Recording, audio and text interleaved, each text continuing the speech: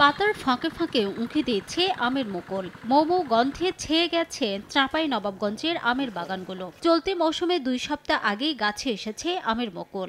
ইতিমধ্যে জেলার আম বাগানগুলোতে প্রায় 70% বেশি গাছে দেখা দিয়েছে মুকুল।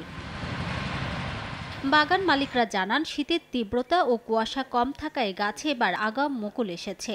গাছ থেকে যাতে মুকুল ঝরে না পড়ে সেজন্য কীটনাশক স্প্রে ও সেচ সহ বিভিন্ন পরিচর্যায় ব্যস্ত সময় পার করছেন বাগান মালিকরা। আগামী কয়েকদিন বৃষ্টি বা ঘন কুয়াশা না দেখা দিলে বেশিরভাগ মুকুল থেকেই বের হবে আমের গুটি। 20 দিন আগে থেকে মুকুল আসা শুরু হয়ে গেছে।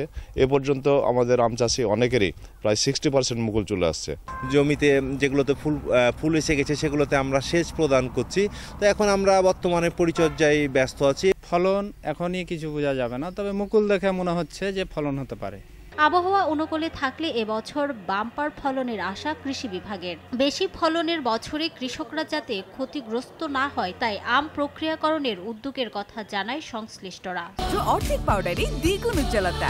নতুন রিন অ্যাডভান্সড অর্ধেক পাউডারে দ্বিগুণ উজ্জ্বলতা।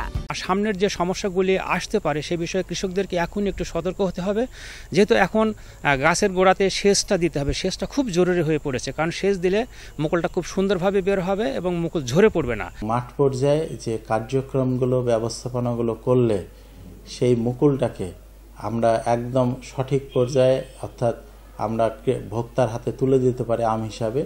চলতি মৌসুমে জেলার 37,504 হেক্টর জমির বাগানে উৎপাদনের লক্ষ্যমাত্রা ধরা হয়েছে 3,86,000 মেট্রিক টন আম। সময় সংবাদ, চাঁপাইনবাবগঞ্জ।